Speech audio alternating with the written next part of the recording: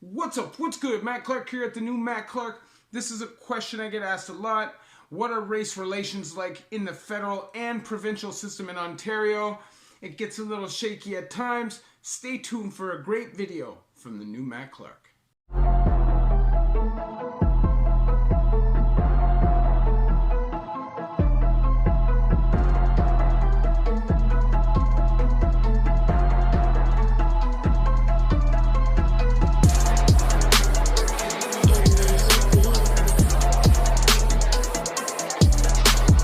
So what's up? What's good? Matt Clark here at the new Matt Clark. How are each and every one of you doing on this amazing Saturday morning? I'm doing great. My girl's great. My family's great. My work is great. And I hope each and every one of you are great. I want to say thank you to each one of my 1,646 subscribers. You guys mean the world to me. You guys help hold me accountable. You guys help influence me. And you guys help motivate me in the most positive way. You help me as much as I help you, I hope. So thank you very much. If you could please hit that like button. If you could please hit that subscribe button and that bell notification button so you get all these videos when they're new. If you could share with somebody on social media, it really helps spread the message. It helps spread the movement, and there's definitely a PayPal option if you would like to donate, help, and support the channel. So, this is a question I get asked a lot. How are race relations in the system in Canada? So I can only answer about Ontario because it's the only place that I've done time. And I will say whether it's provincial or it's federal, there will always be racial problems. Sometimes it'll be more tense than others, but of course there'll be racial problems. And I just think because strength comes in numbers, in most cases if you don't have a gang, then you'll probably go with the people you feel the most comfortable, and a lot of the time that'll be within your own race, and problems will be created, and they will seem like racial problems, but really it's just this race beef and this race because they hang out with each other. It's not really racially based. But sometimes there are racial issues. I've been there, I've seen it. I have a video in the past where I talk about a whole big group of black guys attacking a small group of white dudes. It happens, okay? But what I will say is that in Ontario, in the provincial system, there is definitely issues, okay? A lot of the time, from what I've seen, you see a lot of white guys getting bullied, okay? White guys get bullied by white guys get bullied by black guys, white guys get bullied by Asian guys, white guys get bullied by everybody, okay? Not all white guys, but there's a huge population of them that happens to. And I'm telling you what, if you walk into a block, okay, you will see the black guys hanging with each other, you will see the Spanish guys hanging with each other, you will see the Asian guys hanging with each other, and then you'll see the white dudes walking around looking for somewhere to fit in rather than sticking together. And I'm telling you, it doesn't have to be racially motivated. The reason why you're hanging out with your own race, obviously, they're the people that you're going to relate to the most. So you're going to feel the most comfortable. And it's prison. You do want to get your strength in numbers. But I'm a person who personally has always gotten along with all races. At times, I've probably caught a little slack for it in the past in the federal system because I wasn't down with all that Nazi rah-rah. You know, that's not what I'm about. So obviously you have people that don't necessarily approve with what you're doing. But that's neither here nor there. That's irrelevant. But in the provincial system, you do see a lot of bullying on white boys. And I think the reality is a lot of them are scared of people just because of their skin color. And it's sad, and it's sad to see, but it is what it is. It is what it is. Now, me, I'm personally somebody who's always enjoyed doing time in Toronto more. There's obviously a way more gooned out and way more convict-based population in Toronto, and the majority of the population is black. But for me, I like the way that it's structured. I like the way the rules are. I like the way that you don't have hideouts and pedophiles trying to be slipped into the range and hiding. It doesn't really happen all that much in T-Dot because it's a serious place to do time. So for me personally, I have no issue doing my time like that. And I think a lot of white guys just don't really understand how to do time like that.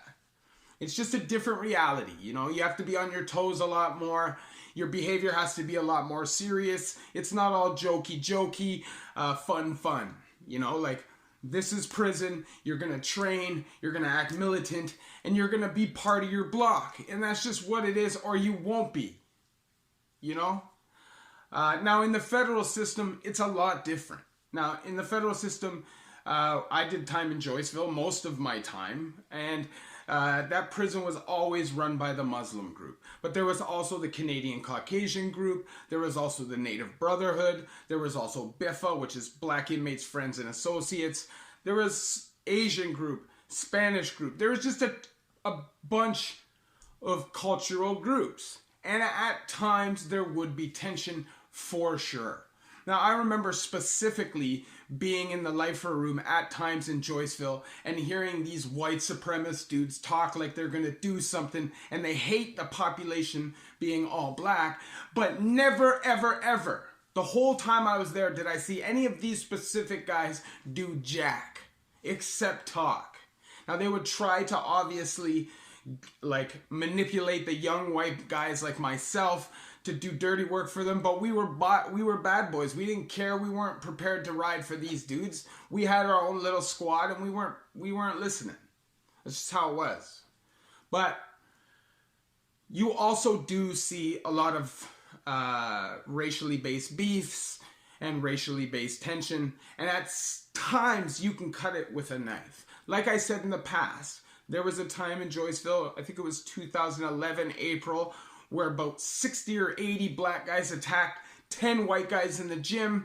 They mangled them all over racially based issues. It could have been controlled, and actually I felt like a lot of the situation from the angle I heard it was called for. Now, I don't really know because I wasn't there firsthand. But I will tell you a story, okay? There's this dude that I did time with in Fenbrook. And he always wanted to get a white pride tattoo. Not because he was racist, but he was kind of slow. And he always saw like native pride tattoos, brown pride tattoos. And he figured, why not? And we would always tell him, don't do it. Because if you go to the wrong places, it could be taken out of context. And sure enough, about a year later, after he got out on parole, he comes back to Fenbrook in tears. Why is he in tears? Because he checked in the dawn. And why did he check into the dawn? Because the guy is obviously, like I said, is not the smartest dude in the world. He walked onto one of the Gaza ranges in the dawn, took off his shirt as he was walking around down the range to go to the shower. Somebody immediately walked up to him and said, "What? You don't like my kind, boy?" And they beat the bark off of him. And this is a pretty stand-up dude, or at least I thought he was. You don't check in. You take the beatings and you keep fighting. You're only going to be there for a couple weeks. You're on a parole violation. You bang somebody out and you go to SEG. That is what it is. So I wasn't really there for his excuses, but hearing his story still kind of was sad because I actually really like the guy, okay? But he said that he could not go to any range without word already being there and getting his face smashed in just because of that white pride tattoo. So if you are going down to the penitentiary system and you are from the Toronto system and you are not a super well-known guy, or you're from the north somewhere and you're not known in Toronto, and you show up down there with a white pride or a white power tattoo, you will have problems.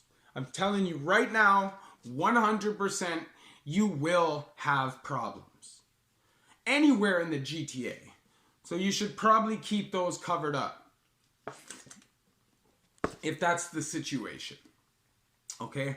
Now, the reality was, this guy made his bed and he had to lie in it, and we told him not to do that.